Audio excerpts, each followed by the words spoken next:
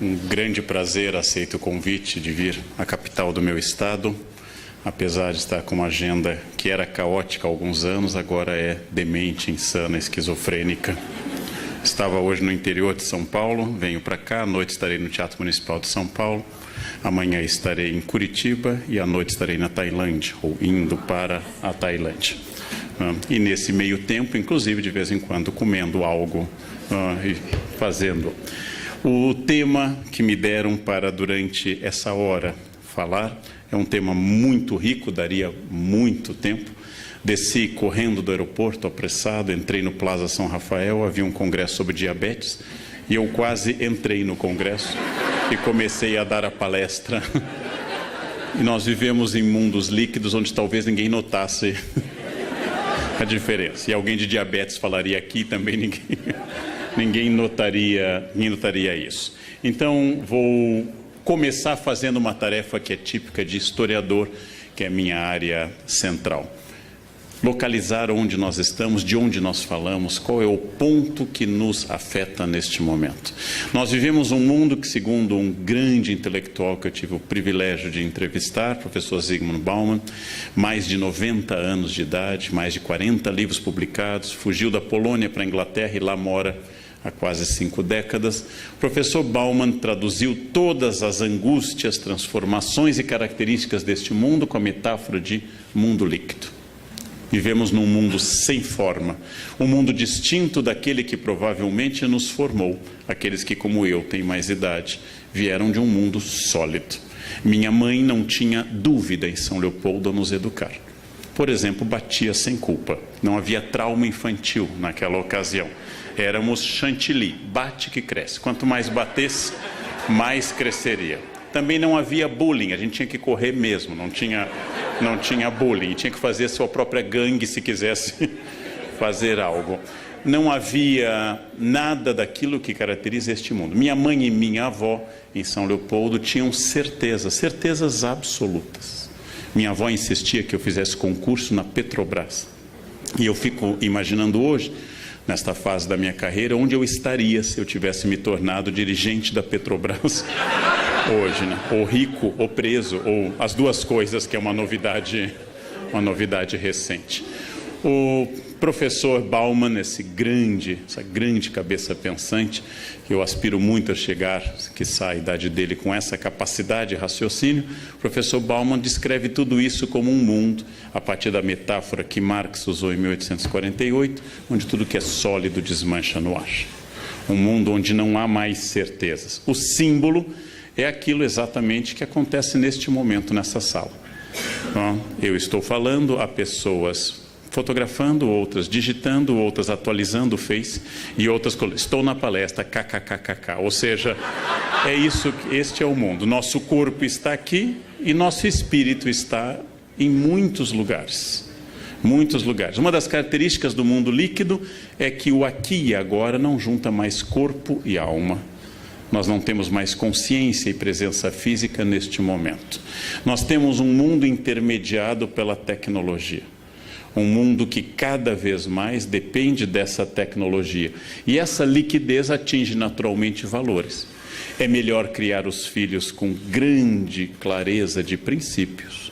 Ou é melhor criar os filhos numa escola um pouco mais construtivista e um pouco mais livre? São dúvidas que nós temos que nossos avós não tiveram. Eu digo como professor, para acalmá-los como pais ou avós, tanto faz, não dá certo de qualquer jeito. Eles irão ao psicólogo por motivos diferentes, só. Se vocês fizerem regras muito claras e muito duras, eles irão ao psicólogo porque a mãe era opressiva. Se vocês não fizerem, eles irão ao psicólogo porque a mãe não dava bola para eles. Não, vocês errarão sempre. Então, não tem jeito. Sintam-se tranquilos porque não tem jeito. Os valores são muito fluidos. E uma das características, para quem como eu, vários aqui se apresentaram e disseram que eram professores, os alunos de hoje tiraram o conceito de autoridade e passam a considerar que tudo é uma questão de opinião. Eu dou a eles um texto do maior filósofo da história moderna para a contemporânea, Immanuel Kant. Eles leem 3 parágrafos, eles têm 18 anos, e eles dizem, não concordo. Kant. Ou seja, eu digo a eles, daqui a 30 anos, lendo em alemão todos os dias Kant, você poderá dizer, eu entendi. E nos próximos 30, talvez no fim da vida dizer, acho que não concordo. Mas eles já não concordam com 18 anos. Ou seja, nós temos um mundo que diluiu valores como autoridade. E a única coisa que eu lamento nessa transformação é que eu fui aluno quando os professores tinham toda a razão. E hoje eu sou professor quando os alunos têm toda a razão. Eu nunca peguei um momento bom nessa história, né? Eu nunca gostaria de ter sido aluno agora ou ter sido aluno, professor, há 50 anos. A globalização é uma realização. Eu já falei em texto e já falei na TV Cultura que a minha avó era o modelo da mulher não globalizada. Quando eu voltei do pós-doutorado no México, disse ela, vó, os mexicanos comem abacate com sal. E minha avó constatou, isso dá diarreia. E eu disse a ela, vó, o Brasil é o único país do mundo que come abacate com açúcar. Em todo o planeta Terra se come abacate com sal. Minha avó então concluiu, o mundo não sabe que dá diarreia. Não importa o que eu dissesse, ela tinha certezas. As certezas dela eram totais. Por que vocês correm quando começou a onda de correr? Por que vocês correm? Por que vocês ficam correndo, não é? Gastando energia? Não, mas é para manter a forma física. Lava a roupa, corta a grama, para ficar correndo. Não? Era absolutamente consciente. Quando o Dr. Cooper disse em São Paulo, há uns 12 anos que eu assisti, disse que correr desgastava as articulações, era melhor andar, a minha avó concluiu, eu sabia, eu sempre soube que isso era assim. Globalização aliada a um individualismo brutal. Basta vocês perguntarem hoje, ao chegarem a casa, perguntarem às pessoas isso. Perguntem ou afirmem, eu estou cansado. E 100% dos senhores ouvirá que resposta? Eu também. Quem está casado há mais de 12 horas sabe que essa é a resposta. Ah, mas eu acordei às 7, eu acordei às 5. Eu tenho uma dor de cabeça, eu tenho um tumor. É uma concorrência permanente. Ninguém ouve ninguém. Somos totalmente individualistas. Qualquer dado que eu enunciar aos senhores, meu mais velho tem 19, eu vou ouvir o quê? O meu tem 17, o meu já tem 22. Ninguém ouve ninguém. Nós somos individualistas e somos obrigados pela primeira vez na história a sermos felizes. Ninguém entra numa entrevista de RH se não for feliz. É a primeira condição de RH, felicidade. Defeitos possíveis. Entrevista de RH, perfeccionismo. Não, mas diga um defeito de verdade, obsessão com horário. Não, mas um defeito mesmo, colocar a empresa acima da família. Esses são os nossos defeitos. Há 100 anos, uma foto batida, e eram raras, ninguém sorria. Porque sorriso fácil era coisa de gente estúpida. Hoje é obrigatório sorrir e ser feliz o tempo todo. E se você não está feliz, há remédios para isso. Porque a tristeza é considerada não um estado de espírito como a melancolia dentro da teoria dos humores, a melancolia, mas é considerado um defeito. A pessoa está triste, faleceu meu pai, você está triste, toma um remédio, mas faleceu o pai, deve estar triste, se não estiver há um problema. Mas na verdade a melancolia é considerada hoje uma doença, ela é tratada. O que na minha geração era criança desatenta, hoje deve ser tratada com Ritalina. Existe déficit de atenção? Sem dúvida, mas ele é raro. O que existe mais é vagabundagem mesmo. Mas a gente medica tudo. Em alguns países medicam mais do que os outros. Onde começou essa mudança com a qual eu introduzi minha fala?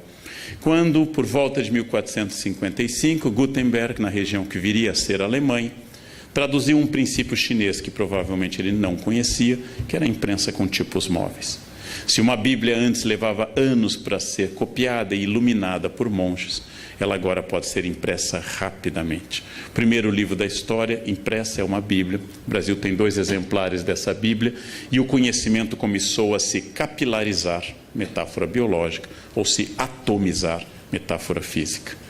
O que aconteceu no século XV é idêntico ao que acontece hoje com a internet. Ampliação do conhecimento. Antes, apenas meia dúzia de padres tinha acesso ao conhecimento. Jean Delumeau, historiador, diz que a Bíblia é o incenso da reforma. Sem a Bíblia, sem a imprensa, não teria ocorrido um fenômeno como Lutero. Não teria ocorrido um fenômeno como Calvino, que passam a imprimir seus livros. e imprimir cada vez mais rápido, e passam a difundir. Esta mudança tecnológica atinge esse objeto que aqueles que na sala conhecem naturalmente têm certa idade. As pessoas que têm a minha idade para cima têm um mantra na cabeça: ASDFG, C cedilha LKJH. Esse é um mantra. E aí vem uma das coisas notáveis deste mundo contemporâneo. Eu, Leandro, tenho diploma de datilografia. É um dos tantos diplomas inúteis da minha vida. Eu tenho um diploma de datilografia.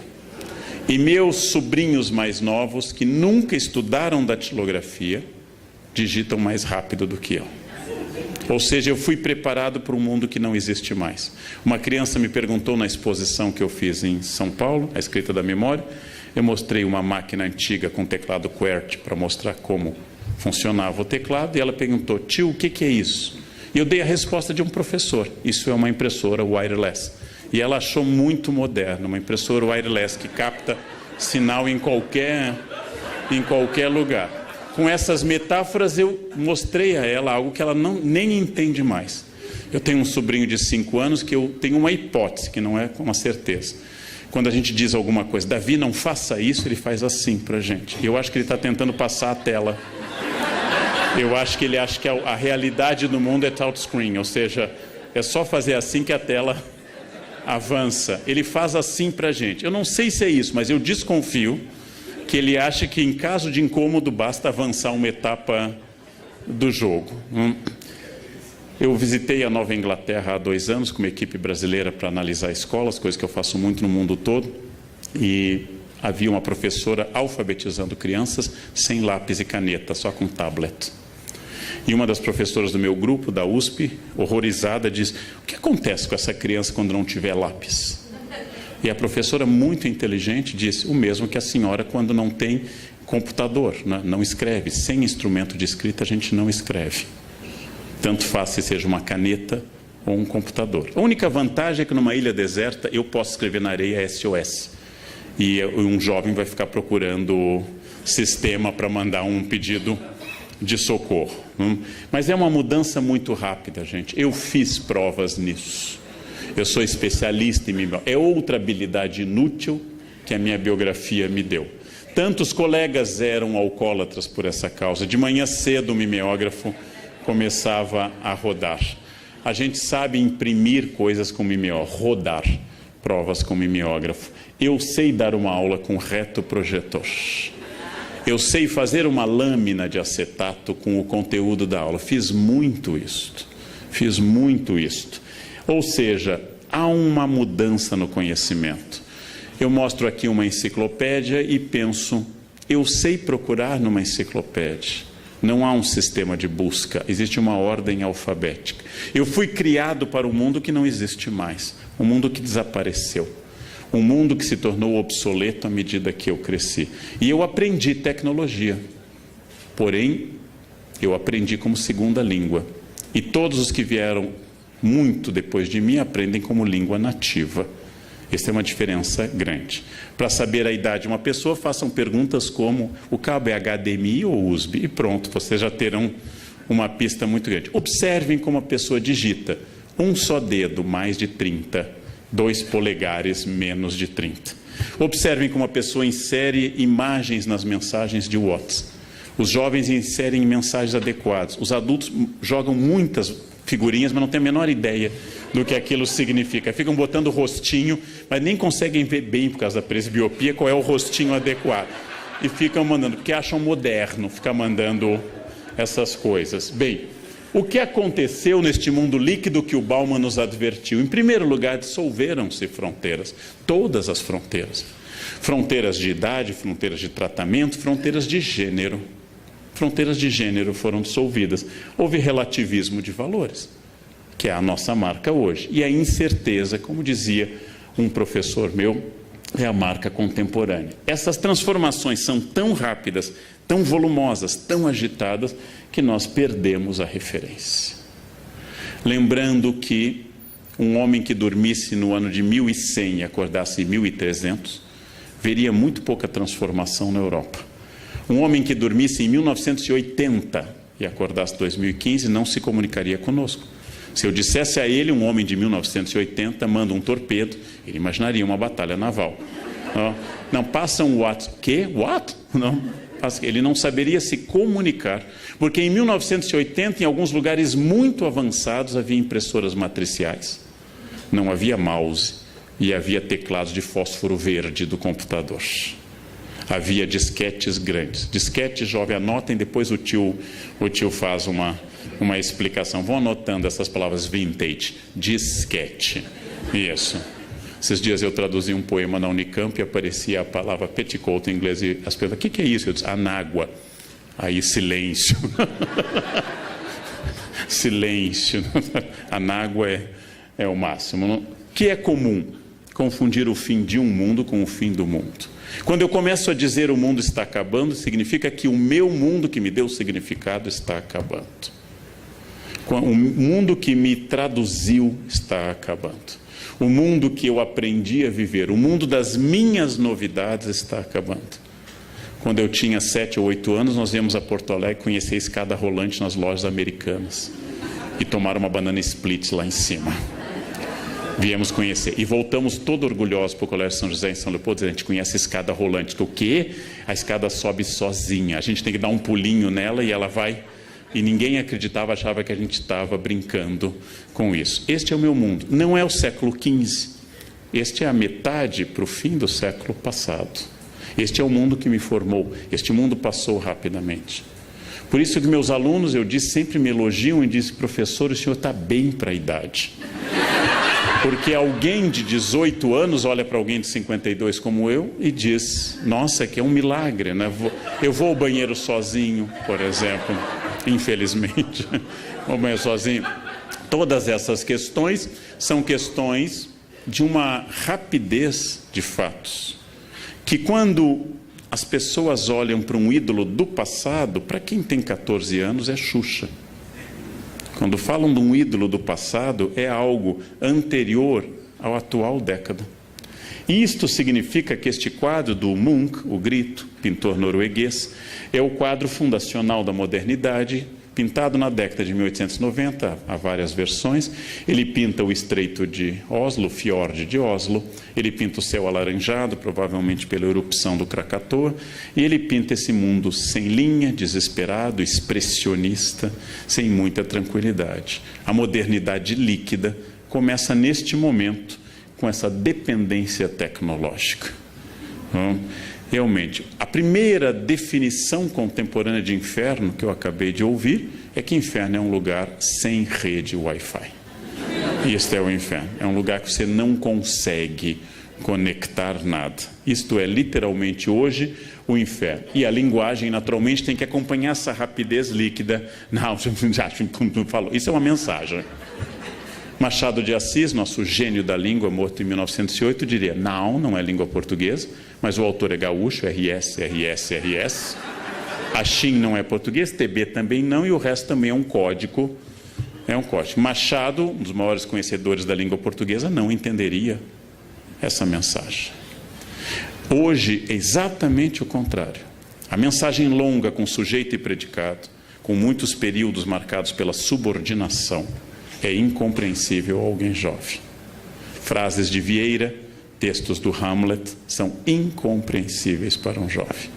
Porque ele não consegue manter a unidade de compreensão ao longo de mais de 4 orações. É uma mudança estrutural na linguagem.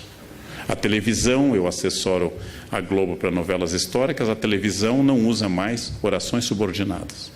Usa só coordenadas absolutas assindéticas. Ponto e vírgula desaparece porque não existe mais a possibilidade de escrever longas orações com unidades de sentido distintas. Para eu me comunicar neste mundo, eu tenho que começar a ser sintético e a usar imagens. Senão eu não me comunico. E está surgindo um novo português que não é pior. A língua é um objeto vivo. Um dia foi vossa mercê. No século XIX surgiu você e hoje é VC. É possível que no 22 seja só apenas o V ou só o C. A isso, porque eu tenho que comunicar cada vez mais com menos. Como escreveu minha empregada ano passado, eu guardei o bilhete e disse a ela, vou usar em palestras. Ela me escreveu, professor, nessa quinta eu venho na sexta. É uma mensagem fabulosa, né? É uma mensagem fabulosa.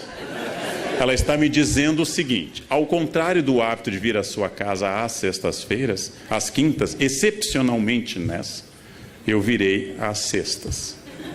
Só que isso é muito comprido. Então é melhor, professor, nessa quinta eu venho. Ela me disse tudo o que tinha a dizer. Isto dentro de linguística não é nem erro de português. Isso é a criação de o que a gente chama de uma linguagem, de um familieto, de uma linguagem nova.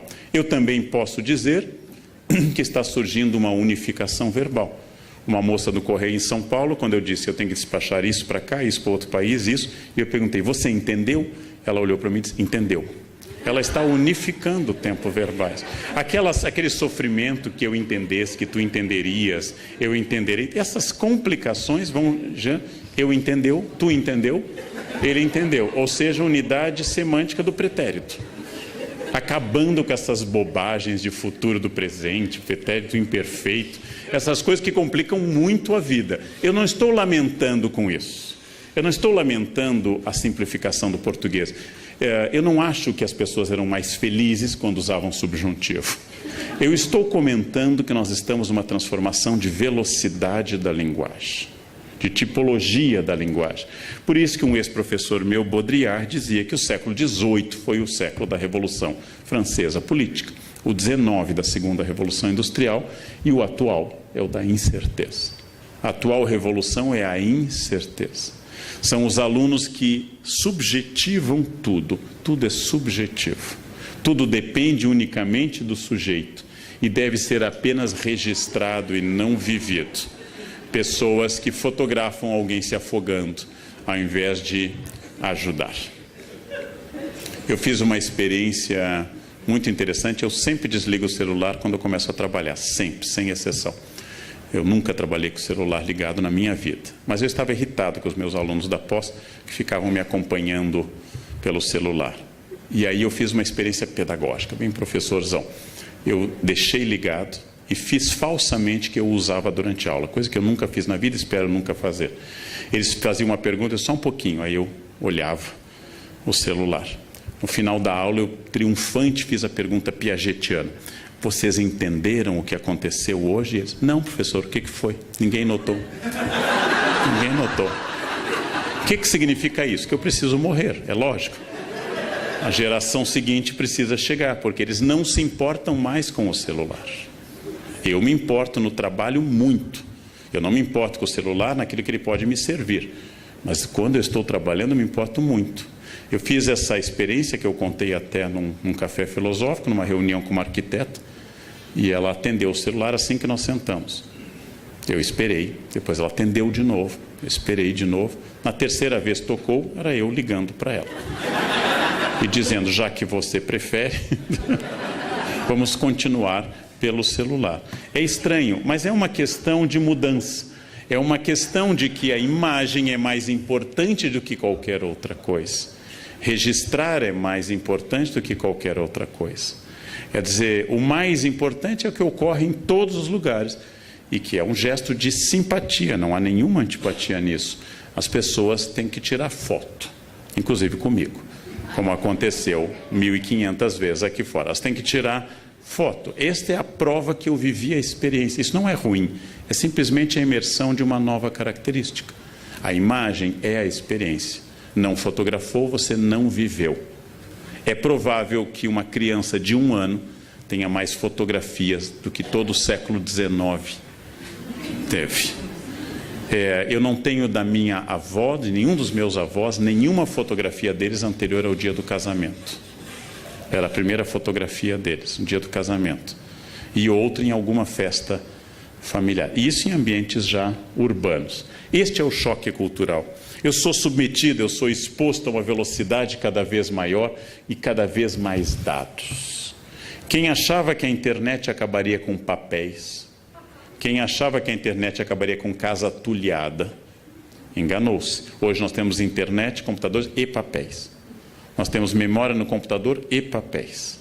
Os papéis continuam sendo mandados. Cada tese que chega à minha casa semanalmente, são 4 ou 5 eucaliptos derrubados. Chega em PDF e em papel para isso. Mas há uma confusão que é preciso ser dito, que atinge o tema da nossa reflexão de hoje. A informação é extraordinariamente grande, mas isso não é formação. E as pessoas estão confundindo as duas coisas. Nunca tivemos tanto acesso à informação, mas isso não me torna nem médico, nem historiador, nem advogado. Isso não me torna sequer um bom cozinheiro, sequer uma boa bordadeira. Jovens, anotem bordado, outra palavra, depois o tio fala. Então, não tenho, como brinca um grande amigo meu, médico, o Jairo Idal, os pacientes chegam com o seu exame já consultado o Dr. Google. Ah, meu HDL está tanto. E ele pergunta, o que você recomenda nestes casos? A confusão entre informação e formação é muito grande, porque nós temos um imenso alargamento de fontes e uma menor relevância dessas fontes. Tenham conta que Santo Agostinho, teólogo mais influente do Ocidente, leu menos e tinha menos livros do que qualquer um dos senhores. Santo Agostinho provavelmente tinha uma biblioteca de 200 livros. A minha na Unicamp tem 6.000 e é o meu menor depósito. E o mais notável, eu sou muito menos que Agostinho de Hipona. Isso é que é o notável. Eu tenho muito mais informação que Agostinho de Hipona. Eu sei coisas que Agostinho de Hipona nem desconfia. Mas como Agostinho de Hipona tinha apenas uma Bíblia, e eu tenho 17 traduções da Bíblia, ele lia aquela Bíblia sem parar e refletia sem parar sobre aquele texto. E eu leio todas as fontes. Vejam um exemplo. Em 1853 estreou a Traviata, linda ópera de Verdi, no Teatro La Fenice, em Veneza. Foi um show para as quase 500 pessoas que puderam ver essa estreia histórica, mas só aquelas pessoas. Ninguém fora daquela sala teve acesso à música ou à valsa do brinde que começa a ópera.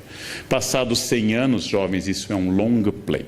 Passados 100 anos, eu podia comprar 10, 20, 30 versões da Traviata gravada. Não era mais o privilégio de um grupo de aristocratas em Veneza. Passados mais alguns anos, eu posso baixar centenas de gravações musicais da Traviata. Eu posso olhar centenas de vídeos no YouTube. E eu posso ler o libreto completo na ópera e teoria crítica. E não obstante, há menos gente especialista em ópera hoje do que em 1853. E é esta confusão que as pessoas fazem. Informação não é formação. Houve uma capilarização do conhecimento, não houve um aumento da compreensão. Nós não somos hoje mais sábios do que éramos há 50 anos. Mas nós temos difundido muito conhecimento, porque a experiência, segundo um grande filósofo alemão, Walter Benjamin, ela perdeu a aura única. A experiência aumentou o meu potencial crítico comparativo, mas reduziu o tempo que eu posso dedicar a isso, porque eu sou obrigado a fazer muitas coisas ao mesmo tempo. O resultado é que eu obtenho muito mais dados, mas eu tenho dificuldade em filtrar dados válidos. A internet é uma fonte de bobagens inesgotável. A Wikipédia é uma sucessão de asneiras quase indescritível. E não me refiro apenas a erros de datas e de nomes, mas de bobagens mesmo. Porque as pessoas podem livremente interferir. Os dados flutuam.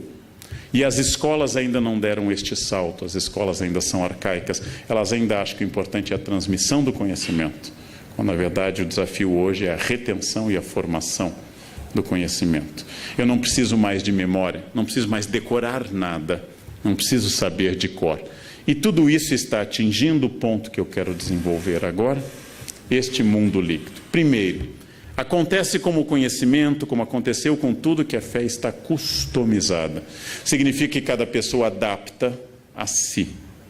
Agostinho diz com toda clareza que a pessoa que seleciona da Bíblia o que quer e rejeita o que não quer, acredita em si e não na Bíblia. E esta é a regra de hoje. Olha que Agostinho não conheceu o que acontece hoje. Essa é a regra de hoje. Você é católico? Sou. Então o Papa é infalível. Não, eu não acredito nisso. Maria é virgem. Ah, não, essa parte eu não concordo. Você é contrário à pílula anticonceptiva? Não, eu sou a favor da pílula. Não, você acha realmente que é pecado, por exemplo, isso e aquilo? Não, isso não. Então, meu filho, o que você é? Já que nenhuma das crenças católicas é sua, mas é a customização da fé. Não, a igreja diz isso, eu vi na Bíblia, mas eu acho que é assim. Essa é a autoridade contemporânea. O eu se sobrepõe a tudo. eu sou católico, mas eu gosto de acreditar na reencarnação. Bem, o Papa Pio IX definiu como heresia a reencarnação. Mas como você responde? Não, mas o Papa é o Papa, eu sou eu, e eu acho. Ou seja, eu não estou pensando que alguém deva ser dogmático ou não. Não estou pensando se alguém deva acreditar ou não, ser fiel à linha da sua igreja, adventista, presbiteriana, luterana, católica ou da comunidade judaica. Eu estou pensando como eu customizo a fé, como eu adapto ao meu interesse. O Deus do século XXI é, de todos os períodos da história, o Deus mais pessoal e subjetivo. É o meu Deus, não é o nosso. Ele é o menos autoritário e o menos exigente. Ninguém acredita que será condenado, isso é uma característica brasileira. A Veja fez uma longa pesquisa. Ninguém acredita que vá para o inferno. Na Idade Média, as pessoas tinham quase certeza que seriam condenadas. Hoje, ninguém mais vai para o inferno. E a pesquisa da Veja incluiu presídios e políticos. Ninguém vai para o inferno. Quando eu era criança, na aula de catequese, o padre Alexandre, em São Leopoldo, falava da visão das crianças de Fátima que caíam no inferno como folhas de outono. E a gente se assustava, eu pelo menos me assustava. O inferno está fechando as portas por falta de candidatos. Todos se acham dignos do paraíso. Essa é uma característica contemporânea. A fé se customizou e Deus me entende. Deus me entende. Bandidos, gente, fazem o sinal da cruz antes de assaltar. Isto é uma característica específica nossa. Temos um certo panteísmo, ou seja, é um Deus diluído em todos os lugares, um animismo panteísta, e a subjetividade, é o meu Deus. Eu rezo do meu jeito, do jeito que eu gosto, nas ocasiões que eu acho importantes. Eu irritei uma vez uma colega de avião, que eu pego muito, porque pela primeira vez na vida, 2 anos já, foi agosto, o avião arremeteu em Congonhas. Eu nunca tinha passado por isso. Ele tenta pousar, não consegue. E vai de novo. E você testa a força do esfíncter anal. Não, você testa a sua consciência intestinal num grau alto. E ele vai fazendo aquele esforço sobre aquela área que a TAM tentou fazer o mesmo e não conseguiu. Você sobrevoa aquela área. Então, é aquele momento, eu, fiel a uma certa ideia ainda de ser gaúcho, fingi tranquilidade. Lendo o meu livro. A senhora do meu lado fazia sinais da cruz ferozes, né? De tudo que é tipo ortodoxo, com 3 dedos, meio satanistas de baixo para cima, mas fazia todos os sinais da cruz possíveis. E aí o avião estabiliza, você solta, verifica se está tudo bem, e ela me perguntou, o senhor não reza? Eu disse, olha, a senhora já rezou, a área mínima de proteção me inclui, né? Eu estou do lado dela. Deus não vai matá-lo, não? A ideia, ela me olhou com olhares terríveis. Eu gosto de dizer essas coisas, né? Num avião, ano passado, uma senhora deu aquela tremida e me disse, minha Nossa Senhora Aparecida. Eu disse, olha, padroeira da aviação é Nossa Senhora de Loreto. Não reze para a entidade errada, né? Você vai pedir Nossa Senhora Aparecida, não é o departamento dela, ela rejeita, o avião cai. Nossa Senhora de Loreto. Guardem a palavra. Nossa Senhora de Loreto. Bem, o panteísmo e a subjetividade vêm junto com infantilização. Esse tipo de mensagem de um Deus infantilizado, entre o cafona e a infância, entre o kitsch e a teologia, é hoje dominante. A ideia de Deus é um Deus infantilizado, não é à toa que a expressão Papai do Céu está em alta. Nada de Deus de sofrimento, nada do Deus da Sexta-feira Santa. A procissão do Senhor morto não é mais, a dor, a paixão segundo São Mateus, do luterano Bach, é vista pela beleza artística, não mais pelo conteúdo. É o Deus infantilizado, é o Deus meio cafona que vem sempre ao meu encontro de braços abertos. O Cristo juiz, o Cristo de Mateus 25, o Cristo condenador, o Cristo do fim do mundo está em crise. O Cristo Salvador, a soteriologia, a salvação divina está em ascensão.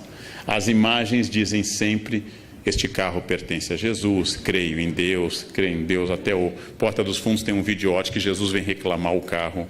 Já que você diz que esse carro é de Jesus, Jesus vem levá-lo embora. A adaptação da mensagem religiosa à mensagem de propaganda. é outra característica notável deste mundo.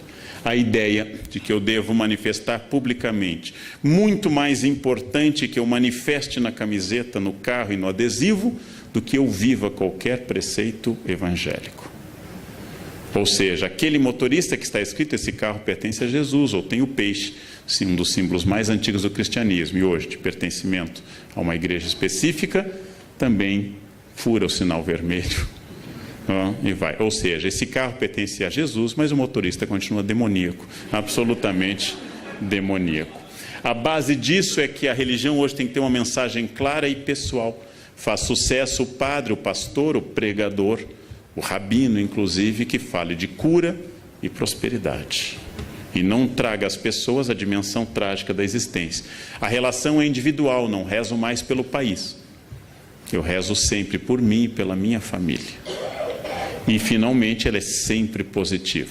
Padre, pastor, rabino, mulá islâmico, que fale muito em compromissos, em obrigações e outras questões, perde público. Eu tenho que ser positivo. Essa é uma imagem de um pintor famoso e que faz esse Jesus pop. É uma imagem clássica do coração de Jesus, é um Jesus do século XVIII para o XIX, essa imagem, mas foi aqui adaptada a uma linguagem pop. Jesus com um coraçãozinho na cara. Não é ruim nem bom, o historiador não faz isso. Isto é apenas uma infantilização customizada da imagem de Jesus. Não é menos fiel, já que não temos nenhuma imagem de Jesus.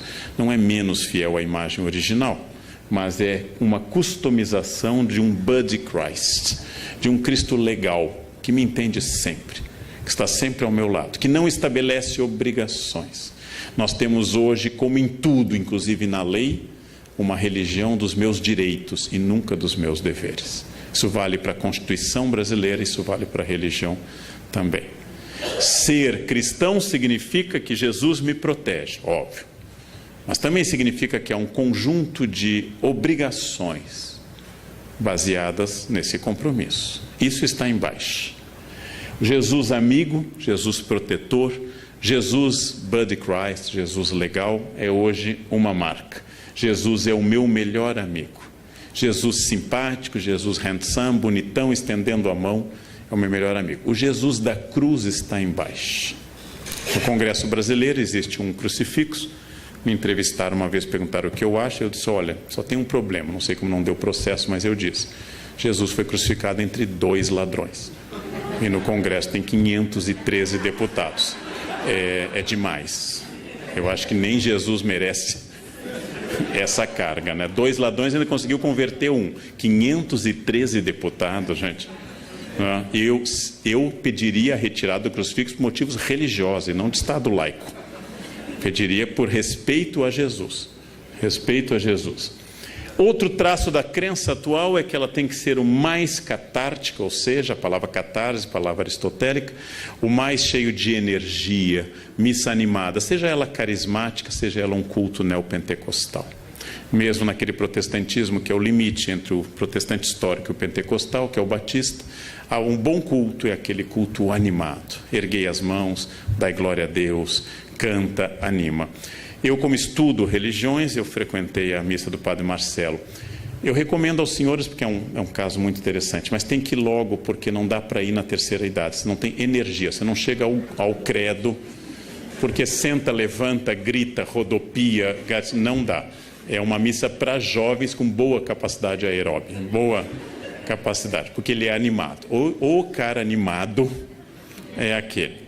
Então, a ideia de um rito catártico, que as pessoas vão na marcha com Jesus, que vão numa missa carismática ou vão num culto neopentecostal, é outra característica dessa crença. Ao lado de um fenômeno urbano típico da década de 70 em diante, que é o New Age. Teorias orientais, Yin, Yang, da teosofia, do taoísmo, que atinge a teosofia, ecologismo, Deus está nas árvores, nas cachoeiras, animismo, Deus está diluído na natureza, e assim por diante. Essas religiões da nova era entendem o sagrado como geral, que você deve sentir a grande metáfora que é a energia, palavra que me irrita em particular. Quando as pessoas, você sente nesse hotel essa energia? Claro que sinto, 5 estrelas, a cama é ótima, eu sinto uma energia fabulosa, né? Quando tem aquela toalhinha de esfoliação suave, que você passa no rosto e é uma lixa, eu sinto uma energia ruim. As pessoas fazem isso, meditam sem meditar, tiram poses porque é New Age. A influência da astrologia, do I Ching, da angelologia clássica, ou seja, da parte da teologia que estuda os anjos, do tarô, de símbolos de boa proteção, de incorporação de elementos de outras religiões, por exemplo. É o caso do Brasil, onde passamos nos últimos 30 anos a utilizar branco no Ano Novo, influência de cultos afro-brasileiros, e agora lingerie vermelha, se você quer amor, lingerie amarela, se você quer dinheiro. Imaginem alguém de cueca vermelha, o que atrai a isso? Um Exu, né? O que atrai uma pessoa de cueca vermelha, cueca amarela? Imaginem a cena de cueca amarela, salvo se alguém aqui está cueca amarela, é exceção do que eu estou dizendo. A crença de que tudo isso faz parte de um processo geral, já que não é uma ordem nem cristã, nem especificamente católica, se vestir de branco no Ano Novo. É um conceito do sagrado, um conceito geral do sagrado que incorpora elementos de Kabbalah, incorpora elementos da tradição judaica da interpretação dos números, elementos de angelologia e assim por diante. Este conceito de sagrado tem uma metáfora que une tudo, a energia. Energia é uma metáfora que agora vem acompanhada de uma outra tipicamente contemporânea, que me irrita um pouco, que é física quântica. Quando as pessoas não têm a menor ideia de um fenômeno, elas dizem que é física quântica. Elas também não têm a menor ideia do que seja física quântica. Aliás, elas não têm do que é física newtoniana, que é mais fácil, quanto mais a quântica. Eu também não sei o que é física quântica. Fiz um curso na Casa do Saber de 4 aulas, mas continuo não sabendo. Porém, eu não uso essa metáfora. Quando não tem explicação, é física quântica. Bem, outra questão, a sincronicidade. Tudo ocorre em benefício, em meu benefício, que é um dos pensamentos mais antigos e tradicionais do mundo. Perdi o avião, foi melhor. Foi melhor assim. Tentei viajar, não consegui. Deus tem Parkinson, escreve certo por linhas tortas. Eu vou entender no final. No fundo, é um barateamento de uma das mensagens mais bonitas da Bíblia, que é o livro de Jó. Por que sofrem os bons? Deus diz isso a Jó, né? Você pescou o Leviatã, você sabe o que eu quero, né? Quando Deus recrimina Jó. Só que essa teologia de Jó, que é os capítulos 1, 2 e o final são os mais antigos do Antigo Testamento, essa teologia de Jó vira uma espécie de universo que conspira a meu favor. Minha empregada me diz que leite com manga dá certo, dá morte. Então eu quis demonstrar a ela que isso é uma lenda e comi manga com leite. Não morri. Ela disse, não, mas o senhor é neto de alemão, não funciona. Então já tem uma variante. Só mata brasileiro luso, clássico, né? Aí ela me disse, não fala, professor, que acontece. Eu disse, esse teto vai cair, viu? Não caiu, então não acontece. Não?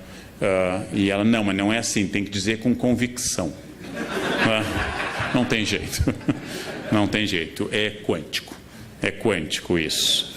Finalmente, os elementos orientais como karma e dharma, tradicionais nas religiões do Oriente, e que aqui são ressignificados sem muita propriedade. Karma e dharma são usados numa noção bastante livre de que é o seu karma. É meu karma ter na minha frente no avião alguém perdido, que não consegue achar o seu lugar, que vai até o meio do avião e descobre que é o lugar 2A. Então vem voltando contra Piracema, tentando voltar ao lugar 2A. É meu karma, é meu karma. Em outra vida eu prejudiquei fila de avião, então nessa eu vim com essa missão. E acima de tudo, uma ideia até um pouco perversa é que doença é fruto do pessimismo e da amargura. Pessoas azedas têm câncer, pessoas para baixo têm câncer. E aí eu lembro, Madre Paulina, padroeira no Brasil contra o câncer, era uma pessoa super para cima e morreu com câncer. Madre Teresa de Calcutá não era azeda e teve câncer, entre outros problemas. A ideia de que o otimismo cura tudo, você tem que ser para cima, você tem que ser animado, é uma ideia infantil. É uma ideia de crianças de fase pré-operatória. Se eu pensar, acontece. E o pensamento cria tudo. É um pouco idolátrico esse pensamento. É o clássico pecado de substituir o Criador pela criatura. Ou seja, a ideia que as partes práticas das religiões, como o islamismo, que eu estou dando um curso neste momento na Unicamp, diz com grande clareza, especialmente o islamismo sufi: confie em Allah e amarre seus camelos com firmeza. Essa é a parte prática. Inácio de Loyola dizia: reze como se os homens não existissem e trabalhe como se Deus não existisse. Essa é uma forma um pouco moderna e prática, mas isso aqui é um pouco infantil. O que você está fazendo? Estou pensando muito positivo. É um pouco problemático isso. Há uma nova consciência que mistura conceitos indígenas, culto à natureza, chás, maconha, ayahuascas, ervas e assim por diante. Essas pessoas fundem num sincretismo contemporâneo essa crença. Eu vou dar um exemplo que eu visitei e não conhecia ela. Quando eu fui a primeira vez, ela já tinha falecido. Mas a tia Neiva é uma ex-caminhoneira que fundou perto de Brasília o Vale do Novo Amanhecer, onde as pessoas se vestem com roupas egípcias, incas, católicas. E ela já faleceu, e aqui está a tia Neiva com seus mentores, que são entidades indianas e indígenas, e também católicas. E aqui estão as pessoas que eu fotografei no Vale do Novo Amanhecer, vestidas com roupas ora ciganas, ora que elas atribuem que seja da época de Jesus e assim por diante. Essa comunidade é gigantesca. Então muita gente vai para lá e segue. Essa é uma customização fabulosa que vem acompanhada nas cidades de um outro fenômeno, a teologia da prosperidade. Substituindo talvez a teologia da libertação, que pregava uma análise sociológica de base provavelmente de materialismo dialético, surge uma ideia de que Deus, ao abençoar, traz a prosperidade pessoal. São os cultos que eu frequento bastante para fazer anotações, em que se diz, por exemplo, se eu conheci Jesus e eu saí do Serasa. Eu estava longe de Jesus e eu estava com a conta no vermelho. Agora eu conheci Jesus, eu comprei um Corolla, já temos uma casa em Tramandaí e nós vamos em breve fazer uma viagem até Bariloche, a gente vai ver neve. Essa ideia de que Jesus acompanha a prosperidade econômica, contrária à tradição de que a pobreza nos aproxima de Deus e a riqueza nos afasta, essa teologia da prosperidade faz muito sucesso. Faz muito sucesso. Deus quer não apenas seu bem-estar espiritual, óbvio. Deus quer não apenas a sua saúde, mas Deus quer também a sua prosperidade material. E esta é uma novidade. Ela começa na década de 70 aproximadamente, com os textos do atual bispo Edir Macedo, e depois se espalha por vários cultos e atinge várias percepções cristãs em particular. Quando eu digo isso, em nenhum momento eu estou dizendo que isso é errado. Eu sou historiador. Bom, então eu estou pensando por que em determinado momento, ao invés de Deus estar ao lado dos pobres, Deus começa a valorizar a classe média em ascensão. Amando os pobres, mas mirando na classe média em ascensão. Todo discurso de fé contemporâneo inclui uma ideia clara, que é a ideia da exclusão da dor. A exclusão da dor. Eu acabei de fazer, faz um ano, um longo trabalho junto a um dos médiuns mais famosos do Brasil, que é João de Deus. E é uma das coisas mais fascinantes que eu fiz na minha vida. A cidade inteira se veste de branco. E vão lá com problemas e com doenças, e vem gente do exterior. E tem até um documentário de John of God. Não? E as pessoas fazem, e ele diz: mantenha a quimioterapia, mas confie na minha mediunidade. Bom, é fascinante isso. É fascinante, é uma expressão fascinante de um homem, é um fazendeiro, é um homem que tem fazendas, mas é quase analfabeto, é um homem tosco, mas com carisma extraordinário, e as pessoas realmente acreditam, e elas sentem a energia do local. A fé atual é muito midiática. Me refiro aqui à extraordinária missa ocorrida em Copacabana, com a primeira viagem do Papa Francisco à América Latina. Houve uma surpresa geral. A missa deveria ter sido num outro lugar. No mês mais chuvoso no Rio de Janeiro, escolheram um lugar que tinha pântano. Foi uma escolha, não é fácil fazer esse tipo de escolha, tem que pensar muito. É pegar o mês de chuva em Porto Alegre e fazer na Ilha da Pintada um campo para fazer uma... Conseguiram. Aí transferiram para Copacabana. A missa atraiu muita gente. Francisco começava a revelar seu extraordinário carisma e sua simpatia. E este milagre, que é um Papa argentino simpático. É um milagre absoluto, absoluto. É a maior prova. A maior prova, São Malaquias diz que ele é o último Papa, né? São Malaquias profetiza todos os 168 Papas seguintes até o atual, Francisco, né? E os brasileiros vão para o juízo final com este sorriso, né? A igreja sobreviveu a tudo, mas pegou um argentino, acabou, né? O fim do mundo acabou. Que bobagem, que bobagem. Mas essa fé midiática, esta fé de grandes eventos, Marcha com Jesus em São Paulo, grande evento evangélico, o Círio de Nazaré, o maior evento católico do Brasil em número de participantes, a Missa do Envio, que encerra essas Jornadas Mundiais de Juventude, que devem tanto a João Paulo II, a Bento XVI e também agora a Francisco, eles são movimentos muito impactantes. Eu diria que, ao contrário do século XIX, quando Nietzsche anunciou que Deus estava morto, quando os liberais anunciaram a morte iminente de Deus, que os liberais estão mortos e Deus vai bem. Deus vai bem. Essa é uma velha piada universitária.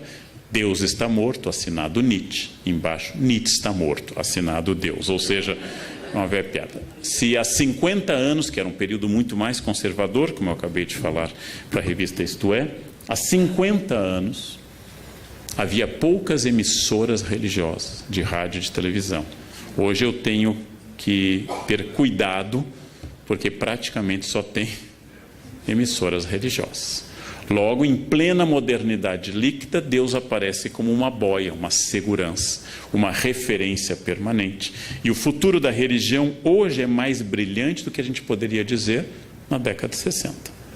Na década de 60, o cardeal Vicente Scherer tinha acabado de inaugurar um grande seminário em Viamão, esperando uma explosão de vocações, e as vocações despencaram. Muita gente achava que a igreja fecharia por falta de candidatos. Isso mudou.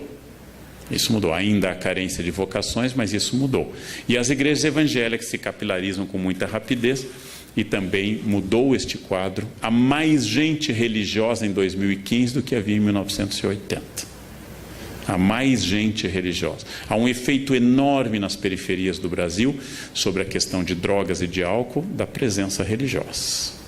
São pessoas que passaram a viver isso. Em prática, eu diria que, como todo mendigo até hoje, pede uma esmola pelo amor de Deus e agradece que Deus lhe abençoe, que os discursos religiosos continuam tendo muito sentido semântico e prático na nossa sociedade.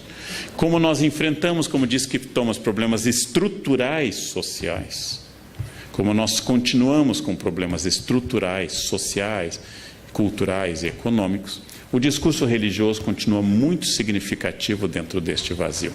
Dentro deste vazio contemporâneo que tem uma imensa dificuldade em estabelecer referências, nessa velocidade que eu fiz toda a primeira parte acelerada, as mensagens continuam com sentido. Dando um curso uma vez sobre tradução de hebraico na Unicamp, eu lembrei que, veja uma metáfora que perdeu totalmente sentido, que é belíssima, mas perdeu sentido. As metáforas agropastoris da Bíblia. O reino de Deus é semelhante ao grão de mostarda. Eu sou a videira, vós sois os ramos. O que significa para um ser humano urbano nascido no centro de Porto Alegre? Aquele que acha que uma galinha é uma Knorr viva, ou seja, que nunca teve contato com a natureza, que não tem ideia do que seja um grão de mostarda. Para ele, mostarda é um potinho que existe no supermercado. Eu poderia mudar, pegar o Salmo 23 ou 22 da Vulgata.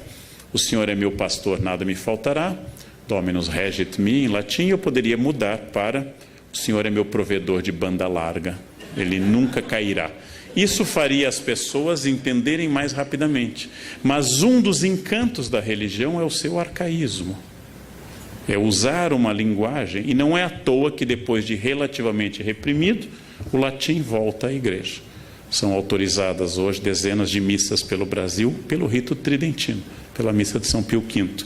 Significa que os discursos e as práticas religiosos por causa do discurso, significa que hoje há mais fila para casamento numa igreja, como aqui, a São José, aqui, do que havia há 50 anos. Em 1968, as jovens queriam sair de casa e queriam levar uma vida hippie.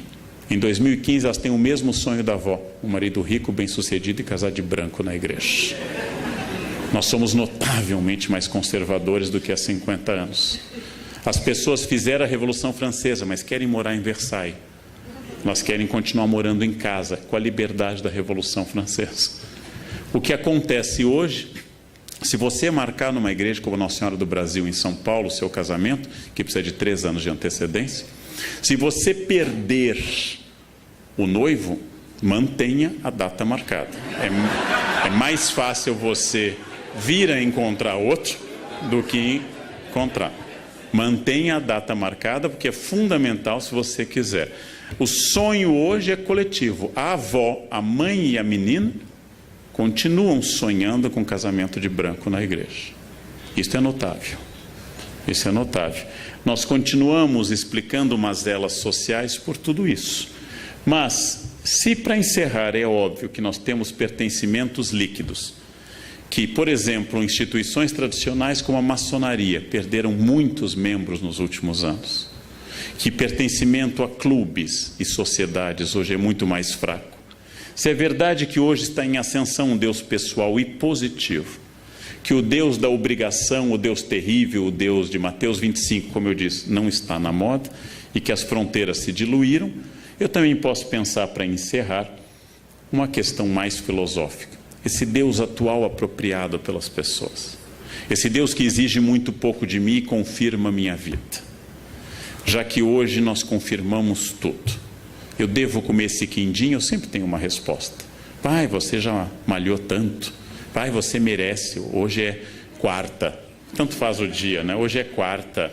Né? Amanhã você corre mais na esteira. Eu sempre tenho uma justificativa. E as pessoas colaboram. Elas nunca dizem isso, não como não. Elas dizem, como você merece. Né? Se você não comer, vai fazer mais mal ainda se você não comer. Né? Ou seja, nós estamos num universo em que tudo que sou eu é explicável. É explicável. E eu preciso fazer dessa forma. A fé atual é uma forma de prisão imanente. Ou seja, naquilo que a gente considera de material, imanência, aqui e agora, hic et nunc. Aquilo que eu considero de imanente, atual, individualista. É difícil saber, apesar da imensa importância da religião hoje, institucional e pessoal, nos dois campos. É difícil saber se a fé média das pessoas é uma forma sofisticada de ateísmo religioso. Ou seja, que elas se aproximam de Deus para não colocar o delas na reta, mais do que para se entregarem a um plano.